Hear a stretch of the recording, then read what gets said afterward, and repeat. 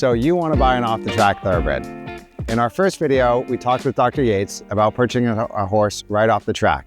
Now we're going to talk a little bit about purchasing a horse from a rehoming organization. So let's start with, what are the advantages from going to a rehoming organization versus right off the track from a veterinary perspective? So from a veterinary perspective, we have fewer time constraints, and we probably have an easier location to work with to do the exam. Because if you're on the track physically, you may just be limited to jogging the horse in the shed row, and there may be time pressures where, someone's trying to hurry up and maybe we can't get as long of an exam as what we'd like.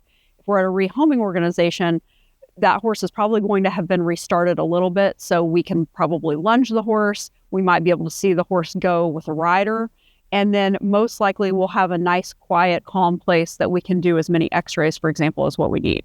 So ideally, you're looking for a situation where you can jog the horse, you can see the horse being ridden, you can do x-rays. What about lunging the horse? Lunging is always great to see the horse on the circle. If you're getting a horse that's just fresh off the track, maybe they still don't know how to lunge. But my preference would always be to see the horse lunge without a rider. Yeah. And when you get a horse that's a little bit off the track, are you looking for anything different than if they're fresh on the track in terms of what you're looking for?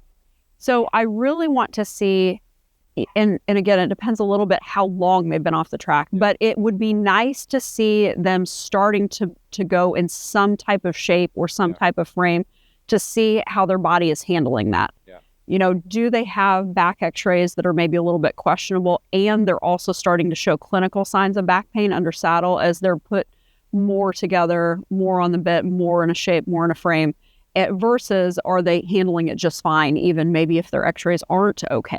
Yeah. Because back x-rays don't always correlate to clinical problems, but if you have bad x-rays and clinical pain, then those two things go together. Yeah. If somebody is going to purchase a horse and they have in their idea that they're just going to show up and buy the horse and they're not going to get the horse vetted, what would you say to them? I would say, please always vet the horse. And in our next video, we're going to talk about some reasons why you're going to vet your horse, and maybe some reasons why people choose not to vet their horse.